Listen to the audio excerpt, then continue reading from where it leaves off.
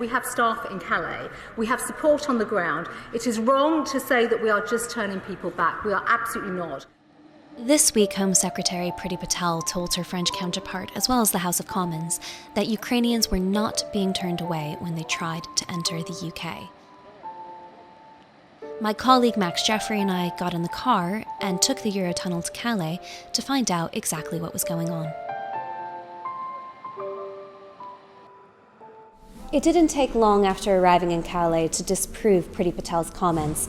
My colleague Max and I wound up at this hotel at around 1:30 in the morning in Calais city centre. The streets were completely deserted, but there was a group of 7 people sitting on these couches, some sitting, some sleeping. They were weary, but there was nothing especially noticeable about them, except for the Ukrainian passports and documents that were piled up in front of them. We got to speaking to them and had learned that they had been trying to get to the UK, but had been turned back. We specifically spoke to Mohammed and his wife Tanya, who were looking after their daughter, who had also fled Kiev with them. She couldn't have been more than about 12 or 13 years old. Here's their story. You're trying to get the train to London? Yes. Did you try today? We tried, yes, yesterday morning. We tried in Paris station of the train, and they told us you're not allowed to enter the train because we have to get visa. You have to get a visa? Yeah. Right. To reach London. Do you have family in London? Yes, I have. She's my wife, and traveling with your daughter. Yeah. Yeah. Yes, and we try. I have my family there, and they told me that just if you're going to arrive to London, or things will be alright. Actually, he's living in Liverpool, but he will meet me like in London. Yes, in the UK. So you've been trying for several days now, and you can't get there. More than 8 days, I guess. We would like to sleep here, but we don't have enough cash to sleep here. Our bank card doesn't work. Most of Ukrainian bank card doesn't work. We have not that much of cash. We drive over to what is normally a fee-paying hostel, but has been turned into a safe haven for Ukrainian refugees. The hostel is offering free accommodation if and when rooms come up. At the moment, it is completely full. They offer 3 hot meals a day. They have games and books for the children. And crucially, in the back, they're offering free visa advice from the charity Care for Calais. Here I meet a young Ukrainian refugee, Roxolana, who's traveling with her husband and her family, and she tells me her story. Yes, we was at this port here in Calais, but they told us that there is no opportunity for us to have a visa because we don't have a family. So we had to go here again and stay here, and they told us you have to wait and check every day UK's government site and just website and watch if something will happen, if they will change something. Despite claims that there are British officials in Calais giving advice and help to Ukrainian refugees, we don't spot a single one. The person who seems to be doing the heavy lifting is Claire Mosley and her volunteers. She's the founder of Care for Calais. If they have close family in the UK, they should get a visa. The issue is that the definition at the moment is very small, so we're talking about parents, brothers and sisters and sons and daughters, but of course most of us I think would define our family a bit wider than that, and when something terrible happens, you turn to your family. If you can imagine an emergency situation, something as awful as a war, the first thing that you would think of is your family, and I do think for most of us we would think of something broader than just our very, very immediate family, and of course in Calais we meet people who have lost their family in conflicts. It's really common. We might meet a child who's lost their parents, so they would immediately turn to their uncle or their auntie. It's the first person you think of, and this definition doesn't include them. So that's one of the biggest issues we're hitting right now. People who might have a cousin in the UK, but they might have their brother or their father could be left behind in the Ukraine fighting. Many refugees talk about their family that have stayed behind in Ukraine. Some are there to fight, but others, particularly older men, have just decided that they want to stay in their home country, come what may. There's a gentleman who showed me photographs of his friends who were killed and he didn't know enough English to tell me what he was going through, so he was just showing me the photographs to try and explain it. There was a family who got to the border in Ukraine and the Russian soldiers told them to get out of their car, and they did, and then one of the soldiers just got in the car and drove off, and it had all their possessions, everything they own in the world in it, so now they've got no money, they've got nothing. There is a lady who was pregnant here, and the stress of the last few days has actually made her sick, and she's in hospital now. We leave the hostel and go to the local train station, Calais. Here, there are a lot of trains coming in and out of other parts of France, including Paris.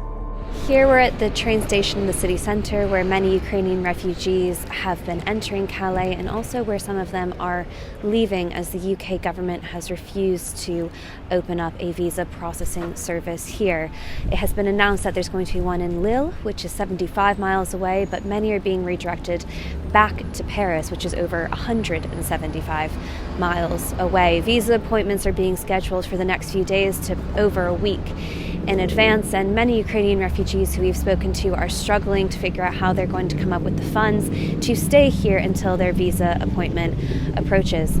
We've been watching people travel in and out of the train station, and despite the fact that Ukrainians have been given free passage on transport throughout Europe, it doesn't mean that there aren't still bureaucratic hurdles to jump through, and it doesn't mean that there isn't paperwork. Here we watched two men who did have the right to board the train back to Paris argue with one of the security people who was not familiar with the paperwork that he was being shown. It went on for a good 5 or 6 minutes. Finally, his conductor colleague stepped in and said that they indeed did recognize the paperwork, and the two Ukrainian men were allowed to board. In this scenario, the security guard actually did apologize and said to the two Ukrainian men that he was not familiar with this paperwork, and that he was truly sorry for holding up their journey. He let them board, a silver lining for them in what is no doubt going to be a long journey to Paris and to the visa center. Not every Ukrainian that we met inside the station was on their way to Paris to apply for a visa. One young woman that we met was on her way to Paris to visit some friends. She's Ukrainian, but she's been living in Warsaw for 2 years, and she simply needed a break from all that is going on in the region. I sat down with her in a cafe, and she didn't speak English. I can't say I spoke Ukrainian. We communicated over translator. Her story, despite her not being the one needing to get out of Ukraine, is harrowing. She's traveling on her own, but she tells me she's in contact with her mother. I ask, where is your mother now? Is she still in Ukraine? I come from a small town. She can't get out of it. They don't let anyone out. They shoot at cars and kill, so she stays at home for now. As soon as possible, I want to pick her up in Poland. How have you found Poland? Are you welcome there? I really like it there. I hope to pick up my mum soon. Across from the train station is the local town hall where Ukrainian refugees have been coming to ask for advice, but they seem to be on this endless loop. Officials will say you need to contact the visa processing services. They call the visa processing services, who say if you don't have an appointment, go to your local town hall. It's here where Max spots the refugees that we met in the hotel lobby on that first night, Mohammed, Tanya, their daughter, and the group that they're with. I asked where they ended up that evening, and Mohammed said that they had found a stranger in the street. They had told him their story, and he offered them their couch for the night.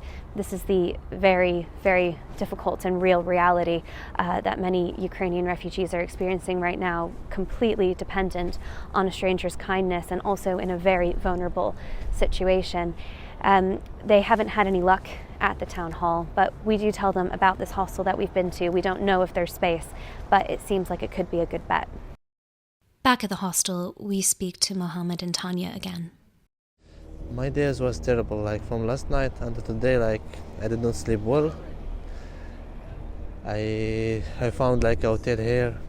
This guy, he's from Algeria, he helped me to sleep for free after I thought about my situation. Yep, we wake up and we went to the office, like which they told us that we have to go there to ask how they allowed us to enter England.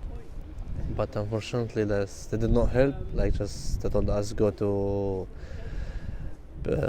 UK embassy in Paris, and we already went there like 2 days ago. and I think that we're still waiting. I hope to God all things will be all right, and now we are here. Thank God they give us free, place for sleep for free here. We're at the youth hostel, which is currently hosting Ukrainian refugees, and they are also offering free visa advice, which hopefully you can use. Yes, I will ask about it. Like, it's going to be my next step to ask about how I'm going to get visa.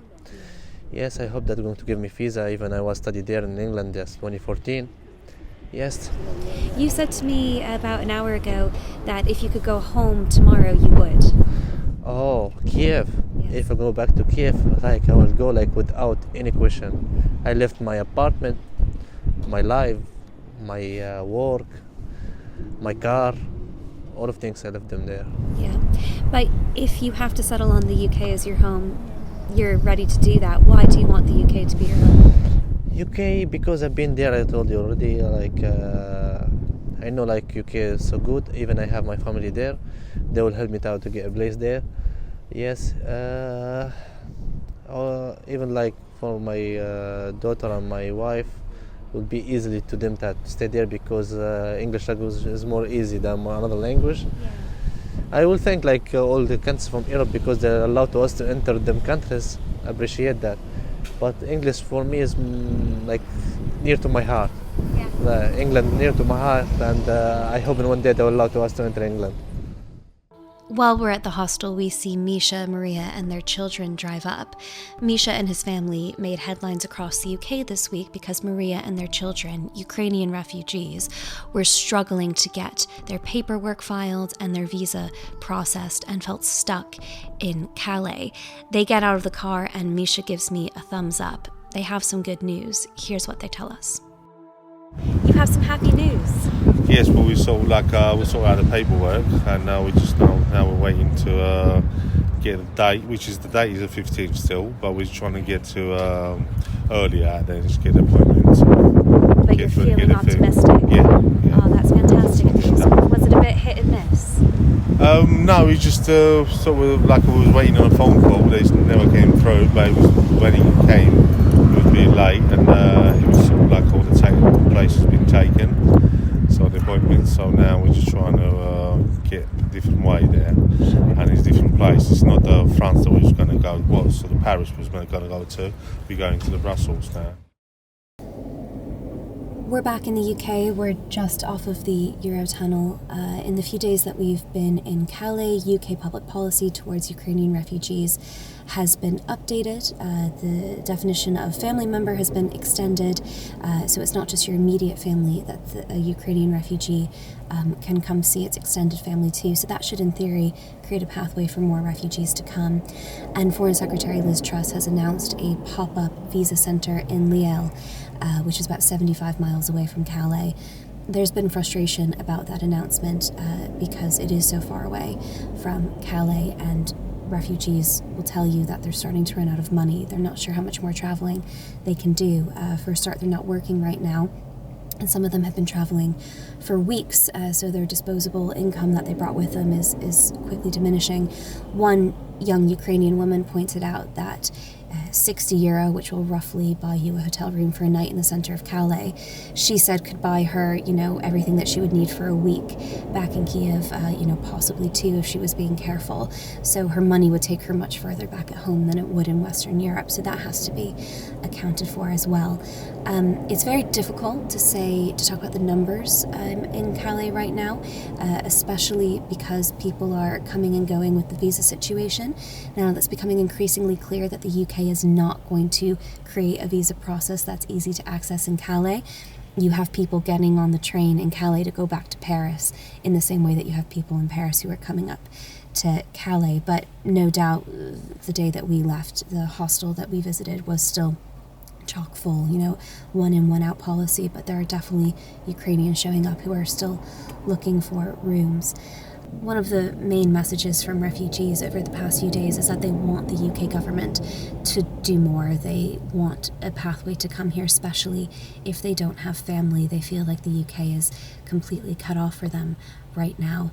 But despite feeling disheartened about that, there was still so much spirit among so many of the refugees, a lot of ambition, a lot of people making plans about the future, even though they've just left so much of their life in the past. So I guess the question for the UK government now is, do they want these people with their ambition and their drive to be in this country?